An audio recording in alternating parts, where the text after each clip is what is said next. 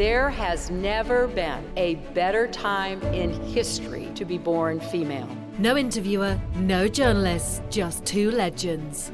Thank you for giving us 2 words and a hashtag that help free us, because we are all Me Too's. Power only understands power. Power will look for weakness in the opponent. I do not reflect weakness. My time with the Spice Girls, when we put our energies and ambitions together, we were formidable. I did question, why am I here? Continually throughout my life. And it was a total shock to see right across Africa, forests disappearing, chimpanzee numbers dropping. Foreign correspondents can be in this very, very precarious position of actually tilting things. Raising women, sharing their truths and how they created their unique path to success. Inspiring, revealing, empowering. This episode of The Power of Women is Alexandra Schulman, CBE, former editor-in-chief of the British edition of Vogue, Dame Mary Quant, DBE, fashion designer and fashion icon. Particularly, middle-aged businessmen, they would beat on the window and shout, it's obscene, it's disgusting. We use models who are thin. Models are thin. We don't actually endorse people being freaked out about what size they are.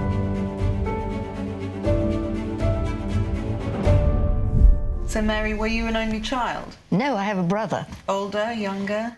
Younger. And a bit younger, but we're very thick and enjoy each other's company like mad. And were you very close to your parents? Well, early childhood, we were actually being evacuated and re-evacuated and evacuated again, which was fearfully exciting. I mean, I have to admit, with some shame, I had a lovely war. Did you and your brother get put together? We tended to be, yes, a job lot together, yes. My parents are both school teachers. Schoolmasters and school teachers. So we all went as a job lot, you know. Oh, your whole family were evacuated? So we had a lovely Battle of Britain. Oh, I see. Westmoreland. What could be better? The excitement was intense. You counted, how many planes came down today. It was thrilling. Queen of fashion design, Mary Quant. Mary opened her first shop in Chelsea in 1955 and led a fashion revolution that swept the world. And there we were, living in a world, with motor cars going past outside and aeroplanes and everything. And we were making hats that sometimes took 3 days to make. It was just mad. It seemed to me obvious that clothes should be made by mass production when we live in a mass production age. Fashion reflects all the time attitudes, politics, the whole way of life. That's really what it's about. The look certainly has a very strong kind of root in the 60s. It's just better not. Fashion's gone so influenced by the 60s. I think it's much more sophisticated. I didn't like clothes the way they were. I didn't like the clothes that I inherited from a cousin. They weren't me.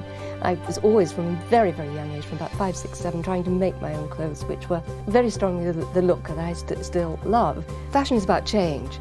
So it's about not being bored and not allowing the things that surround one to become hackneyed.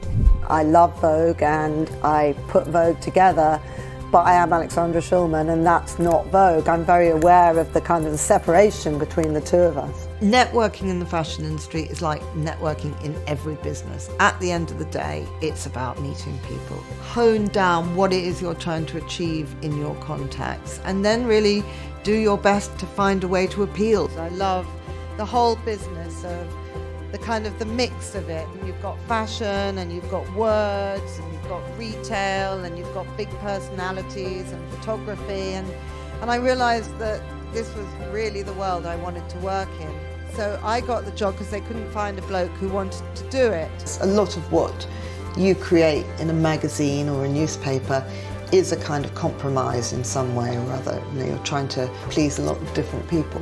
This is so much about investing in the future. It's just absolutely part of our lifeblood to be involved in the process of growing British designers. And we arrested a German. He crashed his plane and was there, Where? Where did he? In Kent.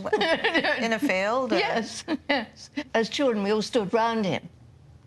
No, he crashed in the mess of it all. He couldn't move. He'd broken his back. Because you were a very brave child. Something like that would have traumatised me. I think I've never been able to look at a plane again. Then we used to rush to each plane that came down to see what we could get. You know, we had bits of machine guns and all sorts of things. No, you would have been the same. It was exciting, I'm afraid. It's rather shocking in retrospect, isn't it? So whereabouts in London were you brought up? Blackheath, Shooters Hill. Yes. Which actually got very damaged in the war. Yes, but Shooters Hill stuck up above it. What, and survived? Yeah. Did that mean that you then went to a lot of different schools? I went to loads of different schools. I did, and I kind of played a different character at each school. I realised I could be a different person when I went to another one.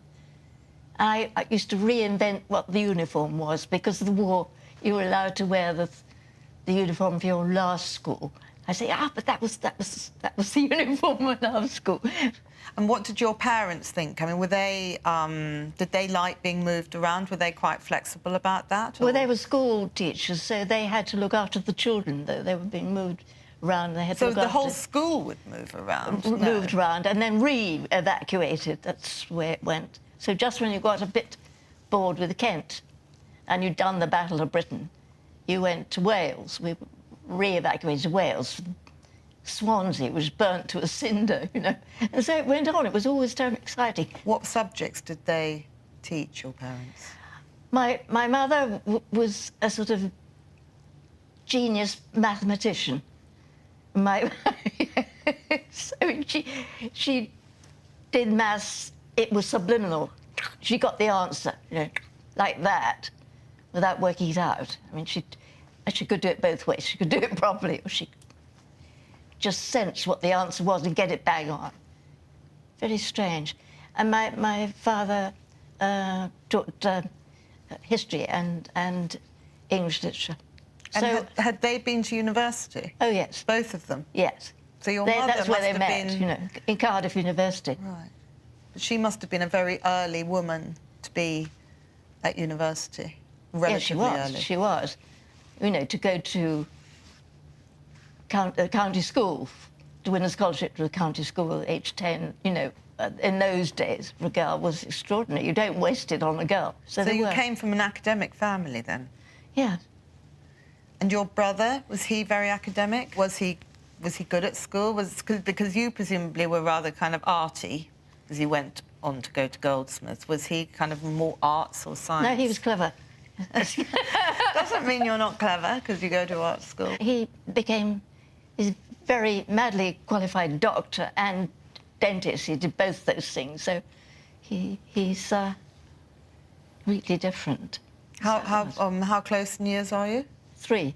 My brother's 5 years younger, and he always remembers being much younger.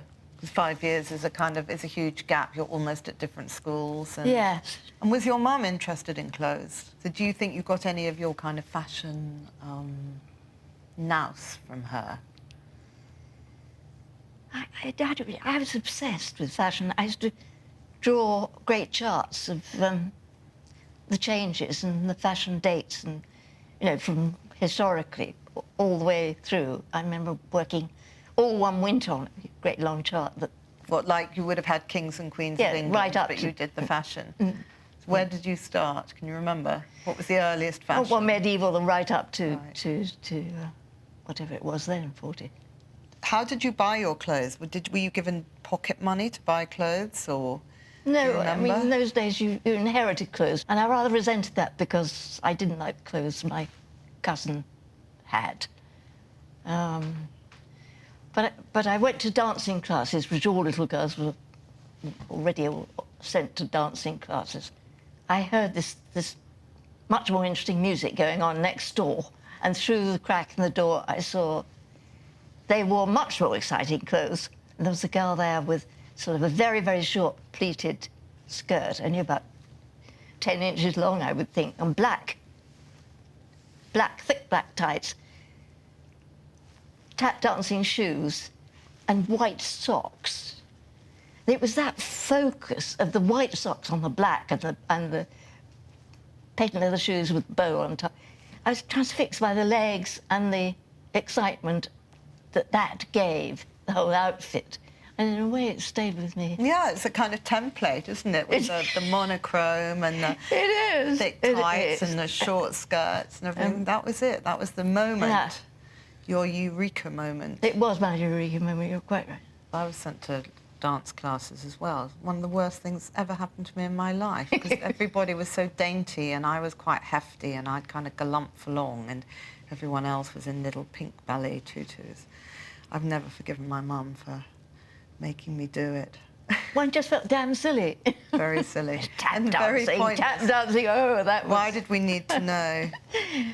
I had tap dancing classes and I remember doing the school I went to. Did you enjoy that? No, hated it. And the oh, not the shoes and the bows on top. It wasn't enough. The clothes weren't enough to compensate for having to do it. And we had concerts in London. It was a dance school in central London, and they'd take over theatre at Christmas. And I remember having to, maybe it's because I'm a Londoner, and I had to be a costermonger tap dancing. Again, terrible memory.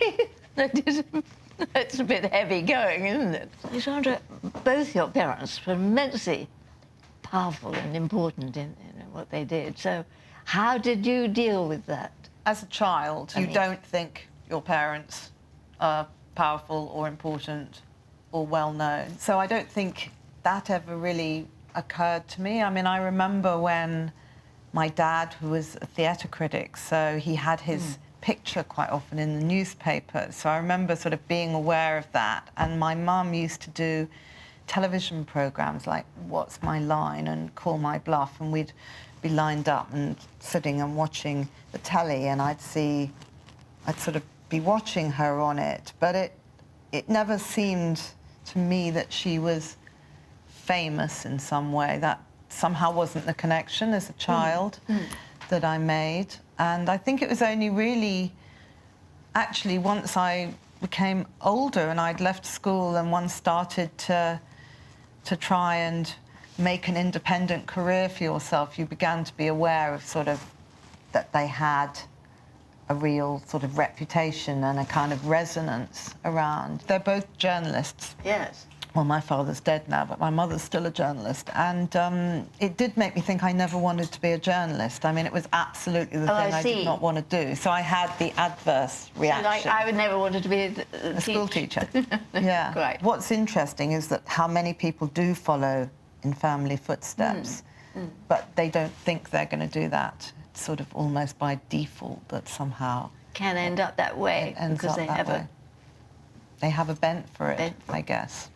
My dad always really wanted us to be journalists. He just thought being a journalist was the best life anybody could have. And indeed, he did have a very, very nice life. You know, as a theatre critic, he'd get up in the morning and phone his copy through to the Evening Standard at about 7 o'clock.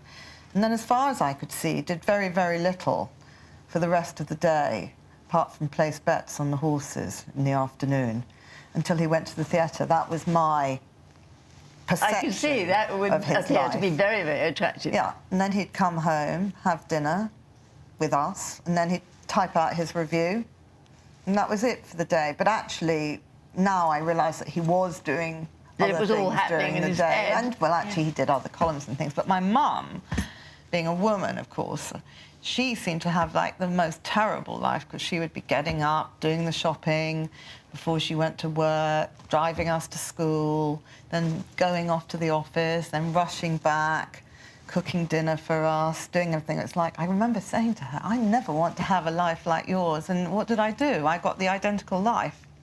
It does happen. Yeah. But it was nice having, it was nice being in a family of writers, I must say, and being surrounded by books. And they both love contemporary art, and I think we're all interested in that as a result. And they brought their lives back home to us. So, you know, we'd all have dinner together, and everyone would shout about their opinions about politics or fashion or friends. Yes, I had that. It's lovely. Yeah. It's lovely having that debate. I remember a friend of mine came home from school, and she went back the next day. She'd had dinner with us, and she said to another girl in the class, God, I went to Alexandra Schulman's house, and they all had fights all the way through dinner. And I said, that wasn't a fight, that was just a discussion, you know, that's what we do. I feel very privileged, actually, to have that. I think it's really useful for children to be allowed to express themselves and to know that you have to fight your own patch. Not everyone's going to agree with you all the time. Yes, and enjoy it. Yeah, I think that thing whereby to feel that you can have a disagreement with somebody about with someone you love, with somebody you love, yeah, and it doesn't mean more than that it's a disagreement about a point. It doesn't mean that they hate you or something. Whereas a lot of people can't have that confrontation because they always felt it would sort of make them vulnerable. When you went to art college, was that something they wanted you? They were happy with you doing, or was that? Well, they didn't want me to do fashion. That terrified them. They said, "You've got to earn your living. You can't do fashion. Nobody makes money out of fashion." So, well, of course, when you started, very few people did make money out of fashion. You were one of the people that kick-started the appetite for fashion. And Goldsmiths was the compromise that was my parents. You know, that was the one way they would let me do fashion in a sense, because you could teach out of that. Whereas I knew damn well I was going to design clothes. I knew I was going to do fashion. Yeah.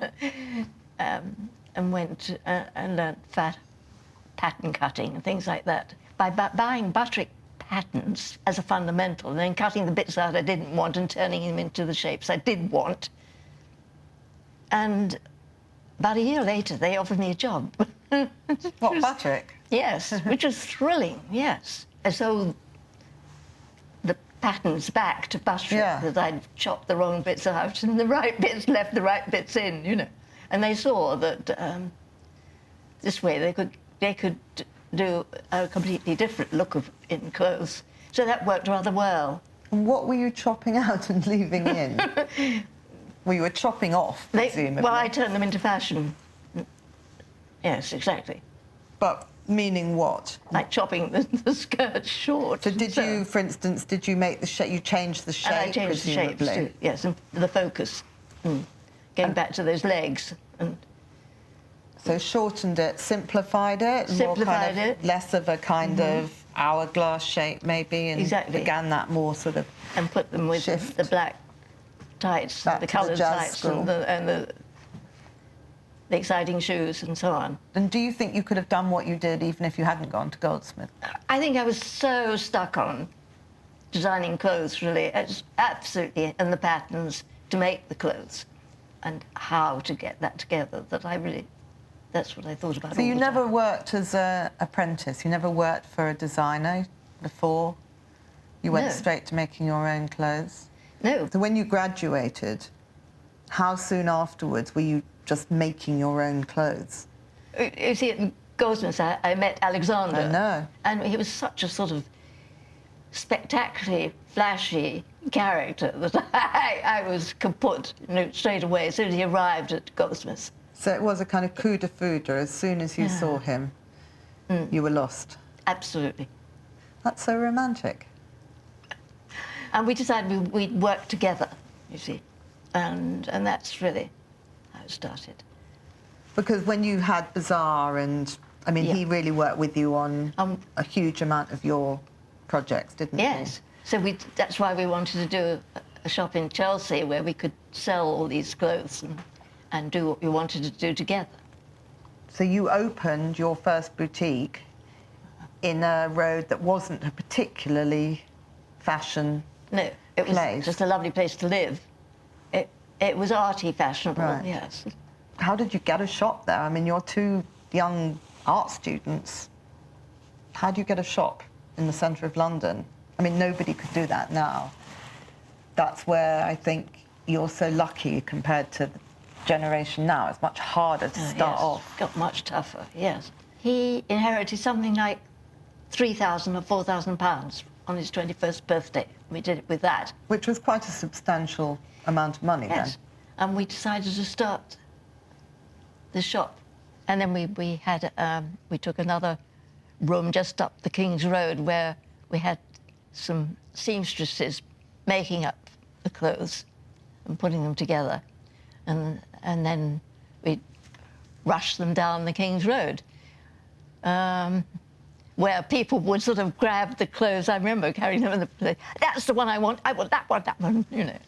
And how did people know about it? How was it? I mean, did you start off when it was your friends from art college coming and then the word spread, or how would people have got to know about the shop window? First of all, I put the clothes flat, which was a rather like cultish American magazine way of doing things. Then I had a couple of figures, dummies, mannequins made with the new way of posing, which was different, you know, with the, always had the feet apart, the kind of way of standing was different.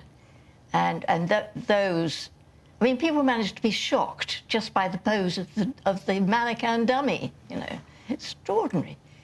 And the shop got people very, very worked up, particularly, you know, middle-aged businessmen. They would beat on the window and shout, "It's obscene, it's disgusting," and extraordinary, isn't it?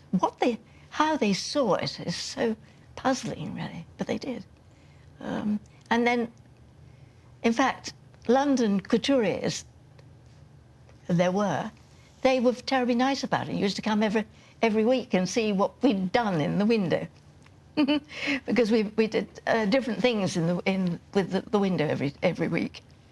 When that was happening, were you kind of aware that you and Alexandra were becoming a kind of sort of totemic 60s couple that everybody was watching? Were you kind of very aware of yourselves and what you were or not? Well, we were aware that we were a kind of shocking headache to Chelsea and to London altogether, yes.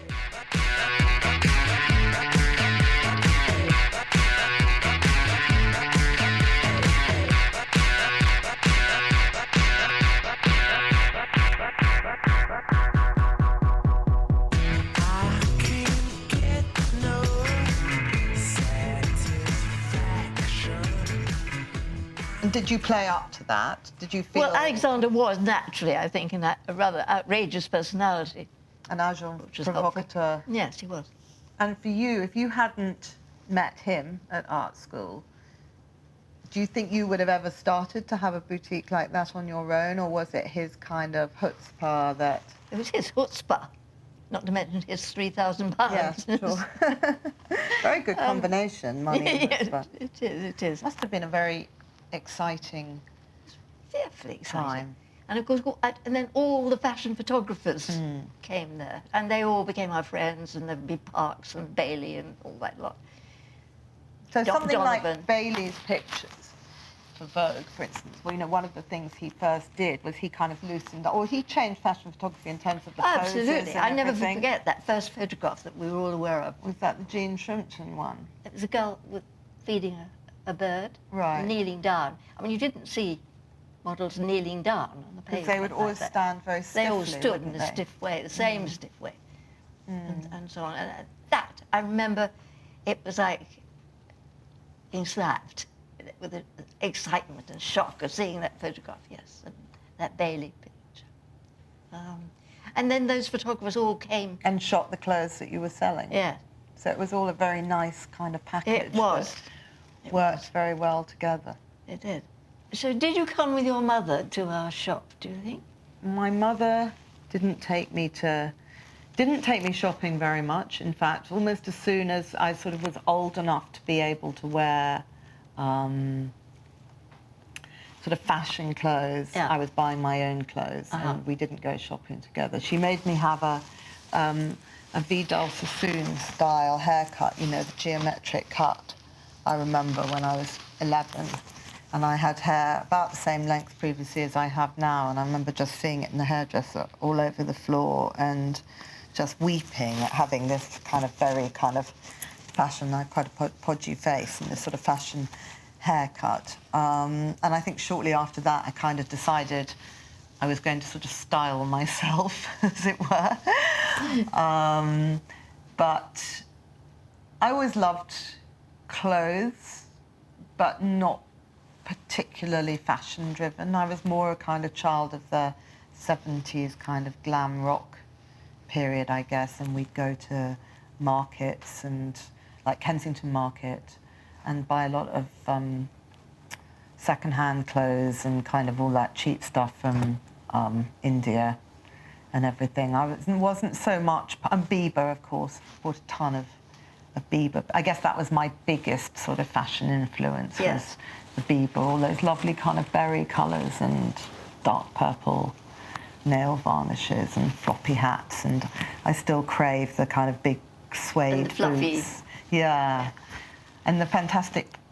I mean, I think Vogue actually. You know, whenever I think about Vogue, I always think about the Vogues of that period with the pictures that were people like Barry Latigan's photographs and Norman Parkinson's with those kind of beautiful Bieber girls with sort of berry lips and just angelic faces. Really, I mean, for me, it's so extraordinary now when I look back at all of the Vogues in the archives and everything, and I just remember them from being a teenager, and then I kind of think, how did I get to be from the person that was, you know, treasuring those Vogues and tearing out the pictures and putting them on my bedroom wall and, you know, remembering all of those photographs from that time? How did I get from there to having edited the magazine for 20 years? It's a very strange thing. What about the shock of Twiggy? Must have been. Well, Twiggy was before my time, really. I didn't really have a Twiggy moment because when Twiggy was really working, I would have been 9 years old. That period of the early Baileys, Twiggy, Shrimpton, was before the time when I was looking at fashion magazines. Bad luck, because that was such an exciting patch. Yeah, but you can get it retrospectively, but it's not the same thing as looking at something in the first place. But it's quite extraordinary for a child to be so aware of fashion pictures. But I wasn't. I was a teenager. I wasn't aware of them as a child. So you related to them? So my mum worked on magazines. So we always had magazines in the house, and we always had Vogue in the house.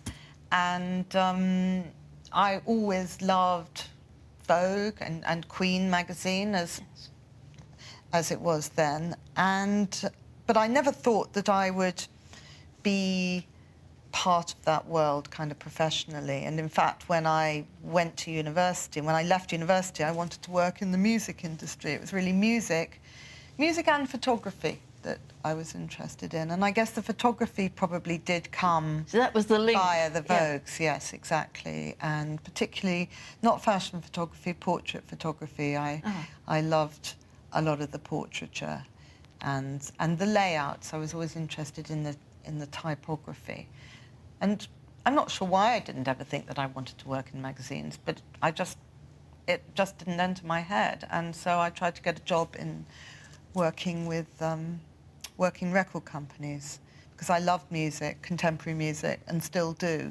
And it was something... And record covers and things, I suppose. Loved record covers, yeah. Actually, record covers I remember probably even more than fashion photographs. They were dreadfully exciting, yeah. They were incredible, and the gatefolds. I mean, one of the worst things that ever happened to music was the cassette, because you just always got the kind of rubbish cassettes where you couldn't get any visuals. But when you got, like, the White Album or Court of the Crimson King or any of the Roxy Music covers, I mean, I still, you know, remember the excitement of seeing the first Roxy Music cover with... I think she was called something like Carrie Ann on it, this beautiful girl. Yes, Carrie Ann. Yeah. And I've still got all those albums at home. Anyway, so I went into the record industry, but I got fired so many times from my jobs in the record industry. How did you manage that? It entranced me that you'd written that about your own biography. I think I just wasn't... You know, some things you fit, and I didn't fit it somehow. And I knew as soon as I stepped in the door that I wasn't really going to be a world where I was really going to be good at it somehow. I don't know why. I just felt that. It was very social. I went in an A&R, which was the Artists and Repertory, so it was a lot of partying and a lot of going out to gigs and a lot of chatting to bands. And actually, I was quite a shy, quite reserved and relatively reserved person. And I didn't like all of that kind of chat and schmooze and everything, and I wasn't very good at it. So I left that and got a temporary job for Shirley Lowe on Over 21 magazine as her secretary, and that was what got me into magazines. An inspiring editor, actually, because as her secretary, I sat at her desk with her, not in a separate room or anything, and she would tell me everything about her nights, you know, her evenings before with her husband Michael, and all about her stepchildren, and talk through everything she was thinking about, all of the articles and the commissions. And I kind of really felt excited by her life. Yes. It was the first time I kind of thought, actually, this woman's having rather interesting life in every way. She was very happy at home, and I liked that. I'd never wanted to be a very kind of driven career woman. I liked working for somebody who seemed to have a very rich personal life. So whatever I did, I worked very hard at trying to have a sort of a work persona and also a separate life. So you weren't sort of building a business when you had a child. You'd already become a big success by that time. All that time I was also working and having to fly all over the world to do collections in other countries, so particularly Japan. So I was back and forth, and to Europe, to the trade fairs that we all have to go to in the fashion trade, you know, back to Frankfurt and to this. So I was perpetually flying around. And I must say that way I learnt how to survive flying and how to work on aeroplanes. Oh, tell me, how do you? I'd like to know that still. I feel that my son taught me that. I mean, you always put your books, your drawing things on the floor, and you just jolly well work there in the airports and wherever you are. Because I took Orlando with me whenever possible, and sometimes when it wasn't possible. So it was very much part of the travel bit, dashing around the world. So given that you worked with Alexandra, who you were massively in love with and who was sort of part of your trajectory from a very early stage, do you think that was an advantage to you in your life? And do you think that made you happier? Well, it was certainly fun. He was a very kind of live wire, wasn't he? I mean, he wasn't like a quiet, easy man. He was very out there and a hell of a flirt. And a hell of a flirt. Well, and there are always all these models, you know, travelling with us very often as well. So. And did you mind that? Well, at times, yeah. And did you ever confront him? Or were you somebody that kind of kept quiet? No, I'm sure I made scenes. But you were able to make the scenes and have that battle, but A, you stayed together, and B, you managed to work. Yes. I can't imagine. I mean, when I've had relationships with people, and if I've had an argument or been upset with them about something, in a way it's been quite a relief to be able to go into an office where it's got nothing to do with them, and I've had to not think about it and make myself think about something else, and they haven't been there. But if I had to go in with them and have them looking through kind of eye colour swatches with me or whatever, I'd find that really difficult. I'd be like, I don't want to see your face today. Did you not feel like that? I'm sure there were moments. I can't really imagine what that would be like. I mean, my boyfriend now is a journalist, and it's very nice that we both do the same thing, and we've actually known each other since I was 18, but we haven't been together for more than 8 years. So we've got lots of friends in common, and now we have lots of references. And my husband and the father of my son, he was a journalist too.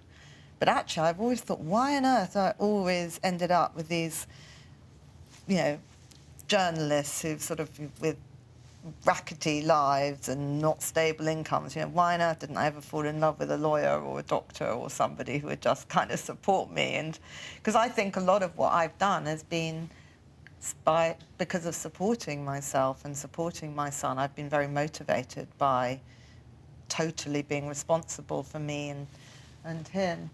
So I can't imagine what it would be like to have that kind of partnership and What do you think about British fashion now? I do think that's one of the excitements of the whole thing, is that London has become such an exciting fashion place. Isn't that amazing? Fantastic. When people come to the shows in London, it's one of the things you really notice that's different, because in Paris you either go to a kind of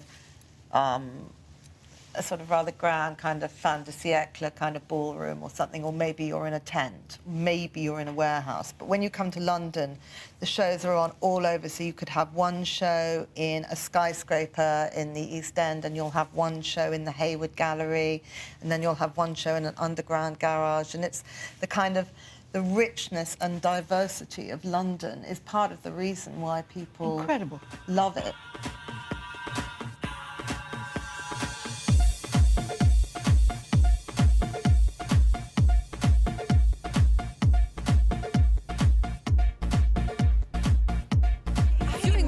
Far out, like stuff that I want to wear on tour. I'm wearing his pants right now. Hello.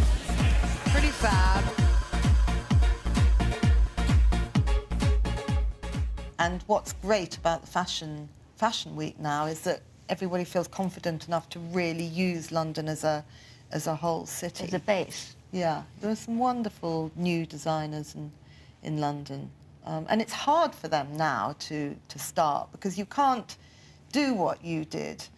I mean, I'm not sure what the £3,000 would need to be now, but it probably need to be at least £300,000 now to get, you know, a lease in central London and start your shop and get a kind of really cool group of people coming. It's kind of not possible to do other than in a very, very micro way. I mean, when you were part of the 60s, one of the things I was interested in when I was reading up a bit of old interviews with you, and I noticed that in every interview, or most of them, you've talked about how important it was to be thin if you were in fashion and to look good in clothes.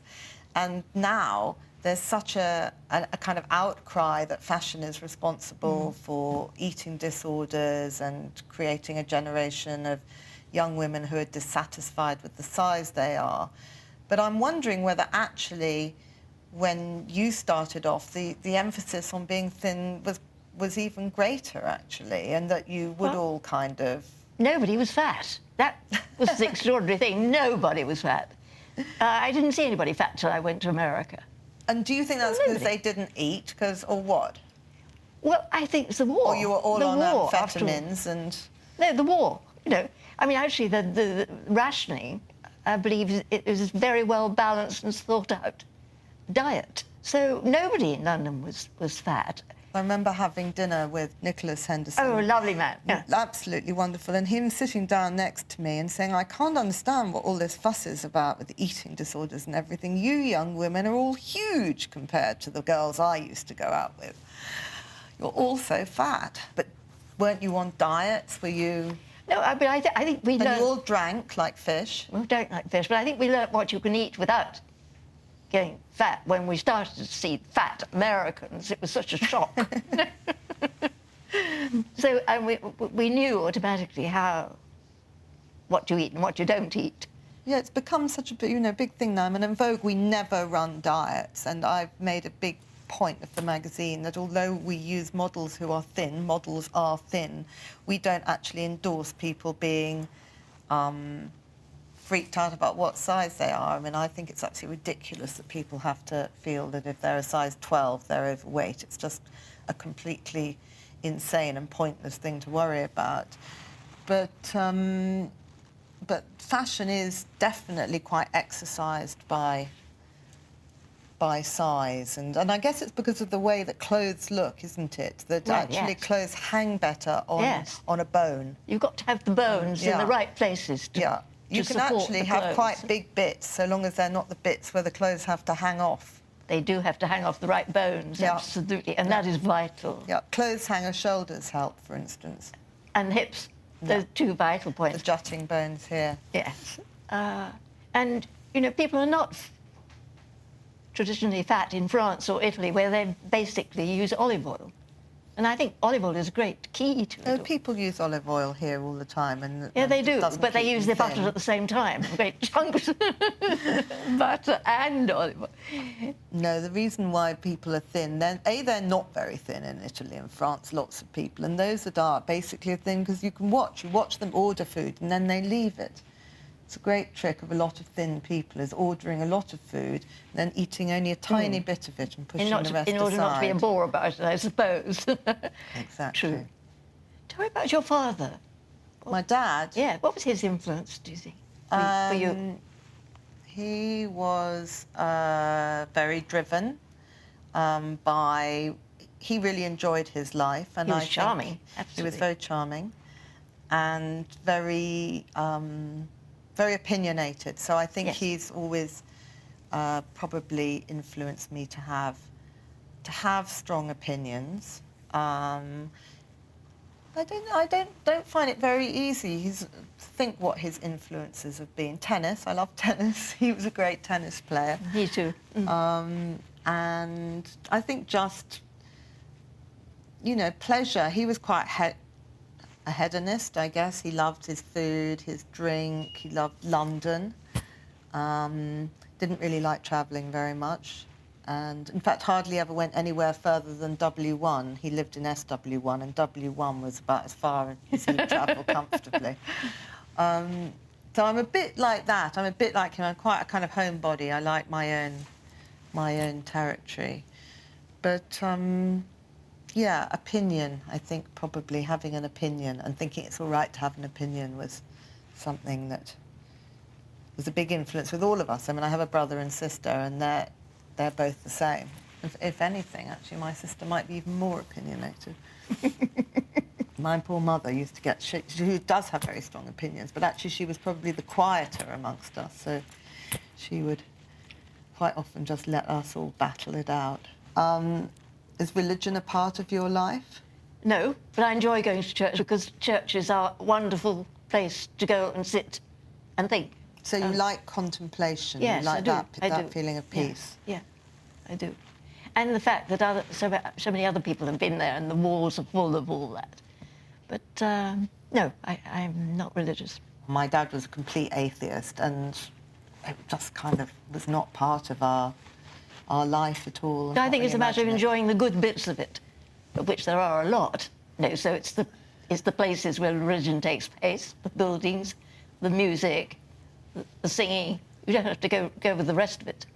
But that's just like going to a concert or something. Yes, I think well, that's what you do at a concert. You don't have to eat all of it. I guess when something very dramatic happens to you, to have a feeling of faith in something must be quite a helpful thing to have, I would imagine. But I agree that you can get a lot of support from other things that you love, like poetry, or I think I love poetry, or music, or even gardening, something like that, where you're kind of creating. I think being able to create does help you through a lot of things, because it has to override, doesn't it? Yes. It's almost like meditation, that you have to focus. Yes.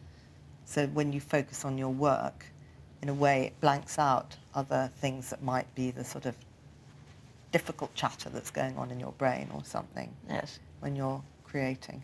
Yes, I think that is very important. And some people can't do that.